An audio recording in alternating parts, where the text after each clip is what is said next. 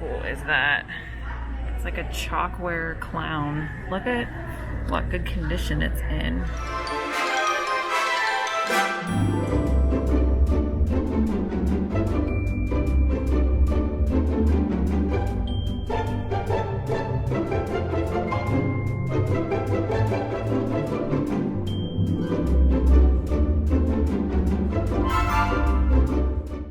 Hey friends, it's Alex with bfVintage.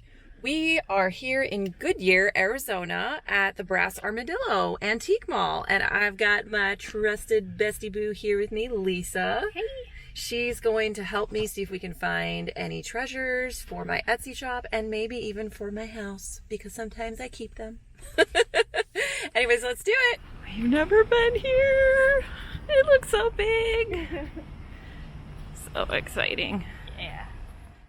All right, so the first thing we did was look in the cases, and we saw this alabaster Tiana Disney figurine, and we were really curious about it because we hadn't seen Tiana as an alabaster figurine. I think she was only 15, but I didn't know enough about those figurines to pick her up. These mermaids caught my eye as well. They were $14.99 each, so a bit too high for me as a reseller, but really, really cool for a collector. And then, of course, the vintage Christmas tree did have some bulbs missing, and that guy was $60, which, you know, rightfully so. Those are hard to find. And so I did leave that one behind. Maybe someday I'll actually have one of my own, but I'm just waiting for a good deal. And then I saw this Jack in the Pulpit in the back there. Such a sucker for those, but I couldn't see the price. It's one thing I don't like when the booths are so full like this, is it's if you can't see the price. And then I noticed the fairy lamp here, but it was $20, and because it was in the amber color, didn't look as intricate. I did decide to pass on that, although I'm kind of regretting that at the moment. Next, we saw all these pins. I have a friend named Kylie, and she absolutely loves collecting pins. So, you know, had to scan these over just to see if we could find any that she might be interested in. But we didn't, not today anyways. Next, I picked up this Panda. It was like a coin bank, but it did look modern, so I did put that one back. And then Lisa spotted this squirrel. At first, I thought it was a skunk. It was only $5. I'm still trying to research the marking on the bottom because it doesn't have words. It's just an image, and it's very hard to see. It's very faded. But look at it. The squirrel and an acorn and the little worm coming out, and the colors, the pink and the gold, white and black. I'm in love with this thing. It's so freaking cute. So for $5, I was like, yes, please. You are coming with me, and we shall see if we can find a loving home for you because you are just too darling. So next I saw this poodle in the booth here, and in the glass booth. It was $60 though. So I was like, that's a little too rich for my blood and my purposes of reselling. So we moved on. And then I had to admire all the hand-painted Fenton. Oh my gosh, to die for. Really loved the Fenton Perfume Bottle that has the heart topper there with the green, but that one was $95. Yep, some of those pieces are worth a lot of money, especially the ones that have so much detail. And then I found Head Vase Heaven. And so many of them with the eyelashes. This one in particular was gorgeous. She was $99, but look at those eyelashes. I mean, yes, queen. That's all I gotta say about that. There were a lot of others in here. I was trying to see if there was any that I could find for reselling. This one here was $40, so she was also going to be a little bit too high for me. So, but yeah, I just was admiring this. This person definitely did a lot of collecting. And then there was a Fenton butterfly. I don't remember the price, but I'm pretty sure it was a bit too high for me. So I left it there. And then I saw this little sweet guy. He's a happy little planter, $10, and you know, he's like already ready for Halloween because he's got his little lollipop. And so I was like, yep, you're coming with us. Guys, how cool is that? It's like a chalkware clown. Look at what good condition it's in. This guy was $165, but rightfully so. I mean, such good condition and such a large piece. Really, really, really amazing. Never seen one that big. Then I saw this Acorn. I'm trying to say that right. Acorn. Beautiful color there with a blue opalescent. That one was $345. So priced probably right for a collector, but not for me. But so I just admired from afar because I hadn't seen one in that color in person before.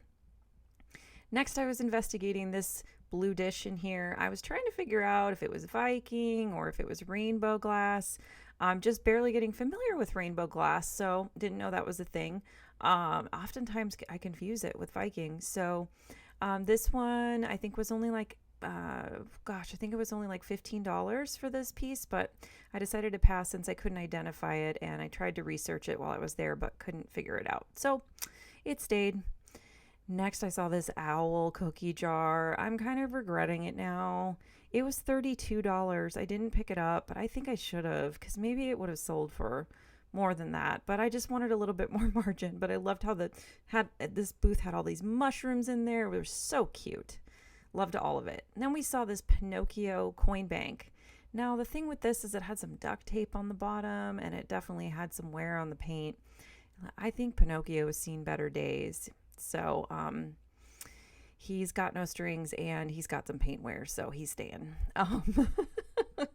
Next, I found this owl coin bank. It was only $14, but I was worried it might be modern, made to look retro, so I did leave that one behind. Next, I saw this beautiful fairy lamp. It's Indiana glass.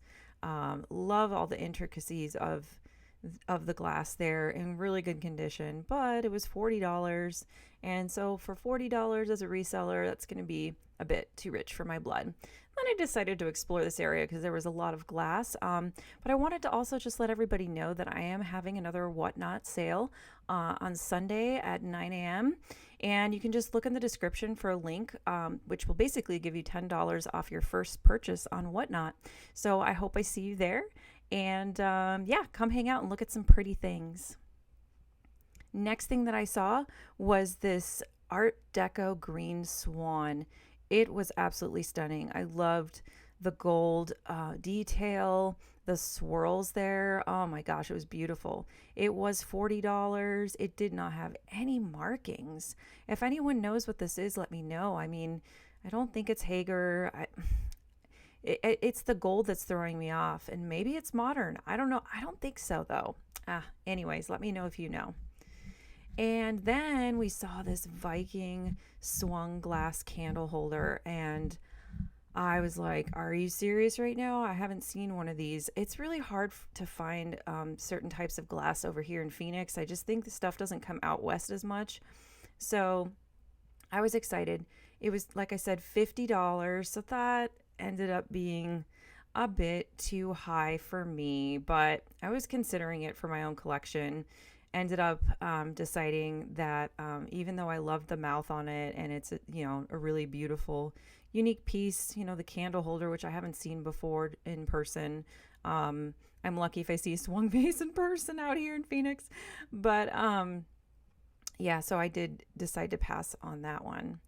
And so then the next thing we did is we went upstairs to explore the whole upstairs. Guys, I think this place is like 30,000 square feet of antiques and vintage items. So we went upstairs. This is going to be a 2-part video. The next video, we will look at all the pretty things that we got to see upstairs. And it's going to be fun. So I hope I'll see you next time. Go ahead and give us a like if you like this. And make sure you hit that subscribe button. See you later, friends. Bye.